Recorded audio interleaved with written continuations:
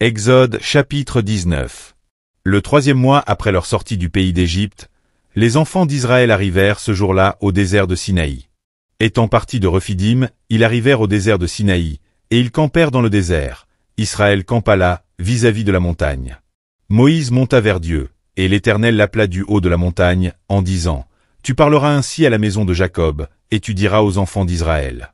Vous avez vu ce que j'ai fait à l'Égypte, et comment je vous ai porté sur des ailes d'aigle et amené vers moi. Maintenant, si vous écoutez ma voix, et si vous gardez mon alliance, vous m'appartiendrez entre tous les peuples, car toute la terre est à moi. Vous serez pour moi un royaume de sacrificateurs et une nation sainte. Voilà les paroles que tu diras aux enfants d'Israël. » Moïse vint appeler les anciens du peuple, et il mit devant eux toutes ces paroles, comme l'Éternel le lui avait ordonné.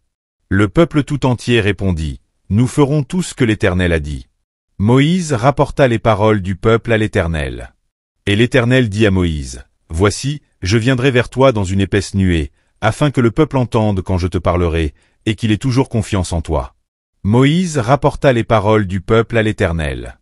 Et l'Éternel dit à Moïse, « Va vers le peuple, sanctifie-les aujourd'hui et demain, qu'ils lavent leurs vêtements.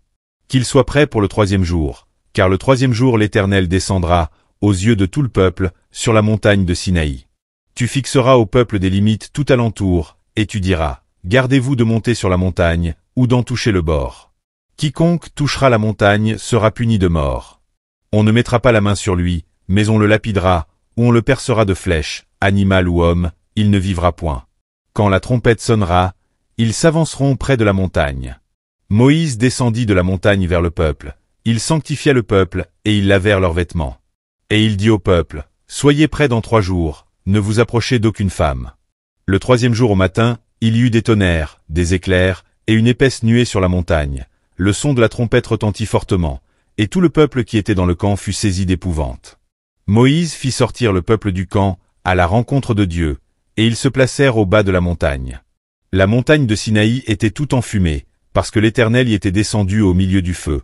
Cette fumée s'élevait comme la fumée d'une fournaise, et toute la montagne tremblait avec violence. Le son de la trompette retentissait de plus en plus fortement. Moïse parlait, et Dieu lui répondait à haute voix. Ainsi l'Éternel descendit sur la montagne de Sinaï, sur le sommet de la montagne. L'Éternel appela Moïse sur le sommet de la montagne. Et Moïse monta. L'Éternel dit à Moïse, « Descends, fais au peuple la défense expresse de se précipiter vers l'Éternel, pour regarder, de peur qu'un grand nombre d'entre eux ne périssent. Que les sacrificateurs, qui s'approchent de l'Éternel, se sanctifient aussi, de peur que l'Éternel ne les frappe de mort. » Moïse dit à l'Éternel, « Le peuple ne pourra pas monter sur la montagne de Sinaï, car tu nous en as fait la défense expresse, en disant, fixe des limites autour de la montagne, et sanctifie-la. » L'Éternel lui dit, « Va, descends. Tu monteras ensuite avec Aaron, mais que les sacrificateurs et le peuple ne se précipitent point pour monter vers l'Éternel, de peur qu'il ne les frappe de mort. » Moïse descendit vers le peuple, et lui dit ces choses.